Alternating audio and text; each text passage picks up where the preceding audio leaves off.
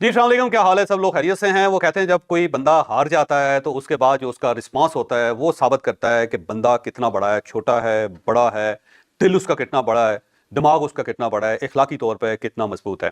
और न्यूयॉर्क के अंदर जो न्यूयॉर्क के मेयर का जो दुनिया के सबसे बड़े मेयर्स के अंदर शुमार होता है, उसका इलेक्शन था और उस पर ज़ोहरान ममदानी साहब ने उसे विन कर लिया। ये पहले मुसलमान हैं न्यूयॉर्क सिटी के जो मेयर बने हैं। और इनके एंगेज कौन कौन था? इनके एंगेज डोनाल्ड ट्रंप था। डोनाल्ड ट्रंप ने बार बार ये कहा था कि हम इसको जीतने नहीं देंगे, और प्रॉपर कंपेन की अमेरिकन गवर्नमेंट ने, और अमेरिकन गवर्नमेंट ने अपना पूरा जोर लगाया। क्योंकि जहन में रखें कि पूरा अमेरिका एक साइड पे और जो न्यूयॉर्क है वो एक साइड पे। सिर्फ न्यूयॉर्क की जो स्टॉक एक्सचेंज है वो दुनिया की सबसे बड़ी स्टॉक एक्सचेंज है, और बल्कि पूरी दुनिया की स्टॉक एक्सचेंज को मिलाया जाए तब भी जाके वो न्यूयॉर्क की स्टॉक एक्सचेंज या वॉल स्ट्रीट जो है उसका मुकाबला नहीं कर सकती।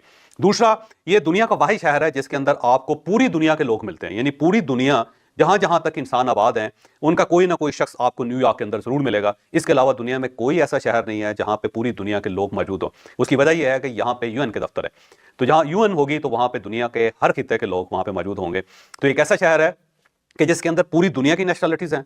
एक ऐसा शहर है जिसके अंदर पूरी दुनिया की जुबानें हैं। एक ऐसा शहर है जिसके अंदर पूरी दुनिया के कलर्स हैं।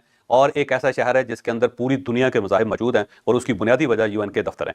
और दूसरी साइड पे जो इसकी स्टॉक एक्सचेंज है आप उसको देख लें और उसका वॉल्यूम देख लें, उसका उठान देख लें, और कहा जाता है कि वहां पे अगर एक पॉइंट वो स्टॉक एक्सचेंज गिरती है तो उसका इफेक्ट दुनिया के आखिरी कोने में बिल्कुल जो लास्ट होता है वहां तक उसका असर होता है कि न्यूयॉर्क के अंदर कुछ हो गया। साथ साथ अगर न्यूयॉर्क के अंदर कोई सियासी तब्दीली आती है तो उसका इफेक्ट भी पूरी दुनिया के अंदर होता है। और वहां पे अगर कोई हादसा हो जाता है, जैसे 9/11 हुआ था, तो उसका असर भी पूरी दुनिया के अंदर होता है। लेकिन जब 9/11 हुआ था तो एक जो त्यारा था वो वाशिंगटन के अंदर भी गिरा था, लेकिन उसका इतना इंपैक्ट नहीं था जितना ट्विन टावर के ऊपर दो त्यारों का लगने का इंपैक्ट हुआ था। तो न्यूयॉर्क इतना मेन शहर है। अगर ये कहा जाए कि दुनिया एक मुल्क है तो न्यूयॉर्क उस मुल्क का कैपिटल है, इसको हमें मानना पड़ेगा। तो यहाँ पे तारीख में पहली मरतबा जो इसका मेयर है वो मुसलमान बना है। युगंडा के रहने वाले हैं, युगंडा में पैदा हुए थे 1991 में, और ज़ोहरान ममदानी इनका नाम है। और इनका जो वालदा है वो भारत से उसका ताल्लुक था।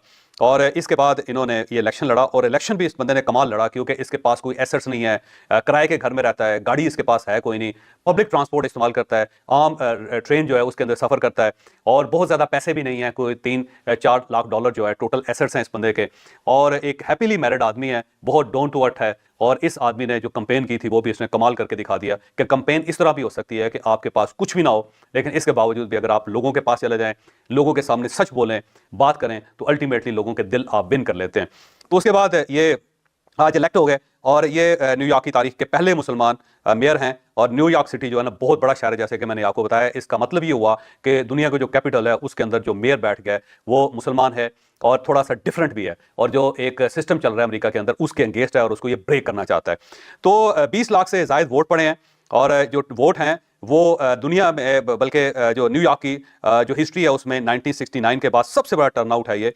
क्योंकि इससे पहले जितने भी मेयर सेलेक्ट होते रहे उनके इतने ज़्यादा वोट्स उनको नहीं पड़े जितने ज़ोहरान ममदानी को वोट पड़े हैं। 34 साल इनकी उम्र है, और इन्होंने इलेक्ट होते ही डोनाल्ड ट्रंप को धमकी भी दे दी, और साथ उन्होंने कहा कि यहाँ जो डोनाल्ड ट्रंप जैसे अमीर लोग हैं उनके ऊपर टैक्स लगना चाहिए, और उन्होंने ठीक ठाक किस्म का इनको लताड़ दिया। बहरहाल ज़ोहरान ममदानी का कामयाब हो जाना जो है एक बहुत बड़ा वाक़या है अमेरिका की हिस्ट्री में। और इस वक्त अगर देखा जाए तो इलान मस्क जो सबसे बड़ा प्लेटफॉर्म चला रहे हैं सोशल मीडिया का, और उनका ख्याल यह था कि उन्होंने अपना प्लेटफॉर्म इस्तेमाल करके डोनाल्ड ट्रंप को प्रेसिडेंट बना दिया था अमेरिका का। और ये इलान मस्क ज़ाहिर इनके खिलाफ थे, और उनका ख्याल ये था कि अगर मैं एक शख्स को जो सिर्फ बिजनेसमैन है और बड़ी कोई पॉलिटिकल बैकग्राउंड उसकी नहीं है, उसको अगर मैं प्रेसिडेंट बना सकता हूं अपना प्लेटफॉर्म इस्तेमाल करके, तो अपना प्लेटफॉर्म इस्तेमाल करके मैं ज़ोहरान ममदानी जो उसका रास्ता भी रोक सकता हूं। लेकिन उसको भी रोंद के ये शख्स कामयाब हो गया, और इसने डोनाल्ड ट्रंप को शिकस्त दी है, और इसने इलान मस्क को शिकस्त दी है जो दुनिया का अमीर तरीन आदमी है और दुनिया का सबसे बड़ा प्लेटफॉर्म चला रहा है सोशल मीडिया का। तो इन दोनों को ये बहुत बड़ी खौफनाक किस्म की शिकस्त हुई है। अब उसके बाद देखते हैं कि आने वाले दिनों में न्यूयॉर्क के अंदर क्या होता है।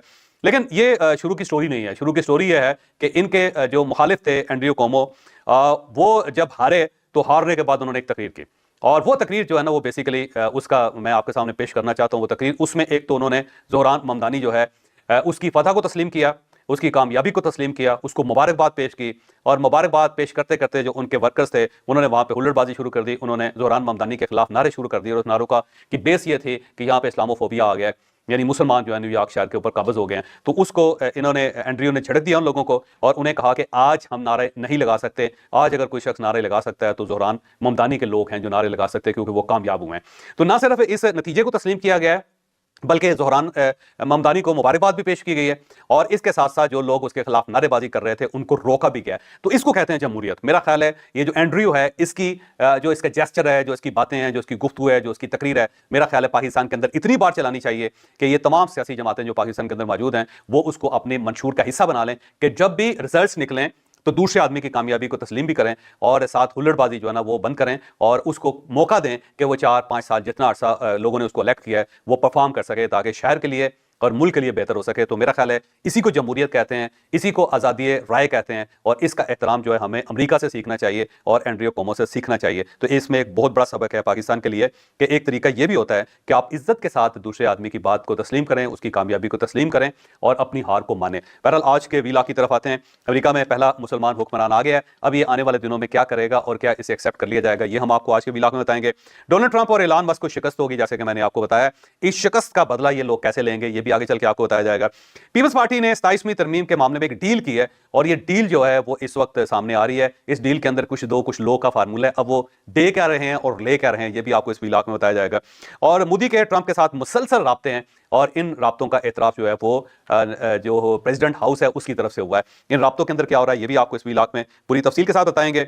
और सऊदी अरब ने अमेरिका से F-35 तैयारे खरीद लिए हैं, और ये तैयारे किस लिए खरीदे गए और इसका क्या मतलब है, क्या फायदा, ये भी आपको इस वीलाक में आगे चल के हम आपको बताएंगे। गणापुर साहब की जो बंदूकें हैं उनके गले पड़ गई हैं। अब ये बंदूकें गले पड़ जाना इसका क्या नतीजा हो सकता है ये भी आगे चल के आपको बताएंगे। शेख रशीद साहब उम्रे पे जाना चाह रहे थे लेकिन उनका उम्रा अधूरा रह गया। उनके हाथ में जो एक परवाना था हुक्म तो उसे तस्लीम नहीं किया गया, इसका क्या मतलब हो सकता है आगे चल के आप मुलाजा करेंगे। और 27वीं तरमीम कब मंजूर होगी ये भी आपको बताएंगे। पार्लियामेंट में एमरजेंसी लग गई है कैसे, ये भी आप इसी विलाक में मुलाजा करेंगे। और तालिबान का काबुल में ताकत का मुजाहरा किया गया है, वो ताकत का मुजाहरा क्या है ये भी आप इसी विलाक में मुलाजा करेंगे। और PTI के एक साबिक सेक्रेटरी इतलात हैं उनको गिरफ्तार कर लिया गया, ये गिरफ्तारी किस मद में हुई है और इससे क्या मैसेज दिया जा रहा है ये भी आप इसी वीलॉग में मुकम्मल तौर पे मुलाजा करेंगे। लेकिन वीलॉग की तरफ जाने से पहले मेरी आपसे रिक्वेस्ट है कि चैनल को सब्सक्राइब जरूर कीजिएगा, और ये जो बेल आइकन है उसको जरूर प्रेस करें ताकि नोटिफिकेशन आपको मिलता रहे। और ये याद रखें कि अच्छी बात सदका जारिया होती है।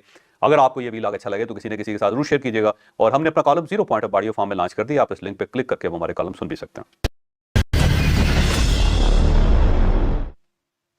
सबसे पहले छोटी छोटी खबरें हैं, वो छोटी छोटी खबरें जो आपके सामने रखते जाते हैं। एक तो अली मीन गंडापुर साहब जो हैं उनके खिलाफ एक केस बना था, और ये केस ऑडियो लीक था।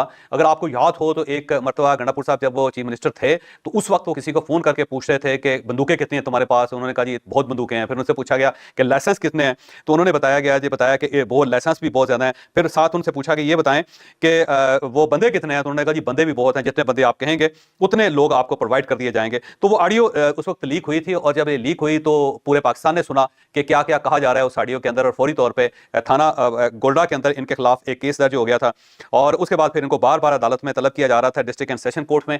लेकिन गंडापुर साहब उसमें तशरीफ नहीं लाते थे क्योंकि वो चीफ मिनिस्टर थे, और चीफ मिनिस्टर की हैसियत से कोई ना कोई शख्स वहां पे पेश होकर ये कह देता था कि जनाब वो इस जगह पे हैं, वो फलां जगह पे हैं, वो फलां जगह में मशरूफ हैं, और इस वजह से वो अदालत के अंदर पेश नहीं हो सकते। तो अदालत है उनकी ये बात उनका ये जवाब तस्लीम कर लेती थी। लेकिन अब क्योंकि वक्त बदल चुका है, उसके साथ ही जज्बात तब्दील हो गए हैं, तो गंडापुर साहब के बारे में जज साहब ने आज हुक्म जारी कर दिया है कि उनको गिरफ्तार करके फौरी तौर पे अदालत के सामने पेश किया जाए। तो अब उनको अदालत में पेश करने का हुक्म जारी हो गया। मुझे लगता है कि उनको अनकरीब पकड़ के अदालत में पेश कर दिया जाएगा, और ये पेशी होगी 5 दिसंबर को, क्योंकि जज साहब ने अगली जो तारीख दी है वो 5 दिसंबर की दी है। अब देखते हैं कि इसका क्या बनता है और आने वाले दिनों में इसका क्या नतीजा निकलता है।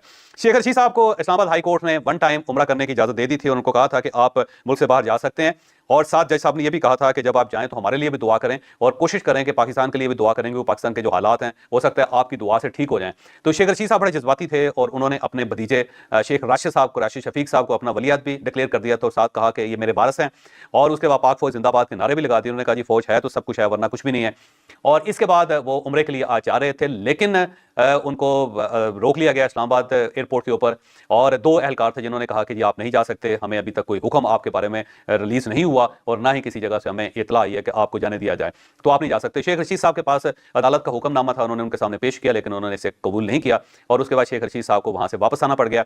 अब शेख रशीद साहब का ये ऐलान है कि वो तौहीन अदालत जो है उसकी दरख्वास्त देंगे इस्लामाबाद हाई कोर्ट में, और जज साहब से पूछेंगे कि जज साहब ये आपकी अदालत के साथ हो क्या रहा है, और अगर आपका हुक्म नहीं माना जाना, तो फिर इन अदालतों का क्या फायदा है। तो एक बिल्कुल पुराने जमाने में जो मोहम्मद अली साहब की फिल्में आती थी और उसके अंदर जज साहब को पूछते थे कि जज साहब मेरे 15 साल मुझे कौन लुटाएगा, तो मुझे लगता है कि शेख रशीद साहब वहां जाके जज साहब से कहेंगे कि जज साहब ये जो आपका इंसाफ है उसे एयरपोर्ट के ऊपर दो एहलकारों ने क्यों रोन दिया, क्यों उन्होंने इसे पुरजे पुरजे कर दिया। तो शेख रशीद साहब जो हैं वो अनकरीब अदालत में तौहीन अदालत के लिए जा रहे हैं।